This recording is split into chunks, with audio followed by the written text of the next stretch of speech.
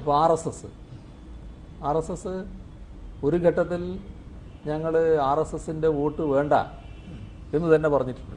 എന്നാൽ എല്ലാ ഘട്ടത്തിലും അത് പറഞ്ഞിട്ടില്ല. എന്നാൽ 1957 കഴിഞ്ഞ് അടിയന്തരാവസ്ഥ കഴിഞ്ഞ ഘട്ടം വന്നപ്പോൾ ആർ എസ് എസുമായിട്ട് പല സ്ഥലത്തും ചേർന്നില്ലേ? അത്ര കണ്ടാൽ മതി.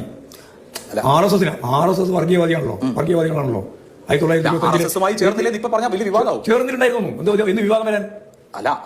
സത്യസന്ധമായിട്ട് കാര്യങ്ങൾ പറഞ്ഞ വിവാദമായി പോകും. ആ വിവാദം ഞങ്ങൾക്കൊരു ഭയമില്ല, തെല്ല് ഭയമില്ല. അടിയന്തരാവസ്ഥ വന്നാൽ പിന്നെ കോൺഗ്രസ് നിലമ്പൂർ വോട്ടെടുപ്പിന് മണിക്കൂറുകൾ മാത്രം ശേഷിക്കുകയാണ്. വലിയ വിവാദം ഉണ്ടാക്കിയിരിക്കുന്ന പ്രസ്താവന CPM സംസ്ഥാന സെക്രട്ടറി എം വി ഗോവിന്ദന്റെ ഭാഗത്ത് വരുന്നത്. അടിയന്തരാവസ്ഥ കാലത്ത് CPM RSSുമായി ചേർന്നിരുന്നു, സഹകരിച്ചിരുന്നു എന്ന്, നേരത്തെ ജനസംഘവുമായി ചേർന്നിരുന്നു, സഹകരിച്ചിരുന്നു എന്ന തരത്തിലൊക്കെ ചില നേതാക്കൾ അതിപ്പോൾ പറയാൻ മടിക്കുന്നതാണ്. എങ്കിലും ഇപ്പോൾ RSSുമായി തന്നെ ഒരുമിച്ച് പ്രവർത്തിച്ചിട്ടുണ്ട് എന്ന് വ്യക്തമാക്കുമ്പോൾ അതിന്റെ അലയൊലിയാണ് ഇപ്പോൾ നിലമ്പൂർ ഉപതെരഞ്ഞെടുപ്പ് രംഗത്ത് ഉണ്ടാകുന്നത്. നമുക്കൊപ്പം അഭിലാഷ് മോഹനും എസ് രാഗിനും ചേരുന്നുണ്ട്.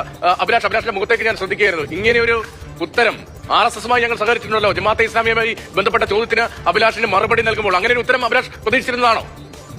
ഒന്ന് രതീഷ്, നമുക്കറിയാം ലോക്സഭാ തെരഞ്ഞെടുപ്പിന്റെ അന്ന് പ്രകാശ് ജാവ്ദേക്കർ EP ജയരാജൻ സന്ദർശനം ഓർമ്മയുണ്ടല്ലോ. അതിന് സമാനമായ ഒരു പൊളിറ്റിക്കൽ ഇമ്പാക്റ്റ് ആണ് എം വി ഗോവിന്ദൻ മാഷിന്റെ വാക്കുകൾ ഉണ്ടാക്കുന്നത് എന്നുള്ളത് നിസ്തർക്കമാണ്. ഇത് വളരെ പ്രധാനപ്പെട്ട ഒരു വെളിപ്പെടുത്തലാവുന്നത് ഇപ്പോഴത്തെ പൊളിറ്റിക്കൽ കോൺടെക്സ്റ്റിലാണ്. നിലമ്പൂർ പോലൊരു മണ്ഡലത്തിൽ ഉപതെരഞ്ഞെടുപ്പ് നടക്കുമ്പോഴാണ് ഗോവിന്ദൻ മാസ്റ്ററുടെ ഈ പരാമർശം എന്നുള്ളതാണ് അതിൽ ഏറ്റവും പ്രധാനപ്പെട്ട ഘടകം. നമ്മൾ കാണേണ്ട ഒരു കാര്യം, RSSുമായി എന്തെങ്കിലും ബന്ധമുണ്ടാക്കിയിരുന്നോ എന്നൊരു ചോദ്യം ഞാൻ ആ ഇന്റർവ്യൂവിൽ ചോദിച്ചിട്ടില്ല.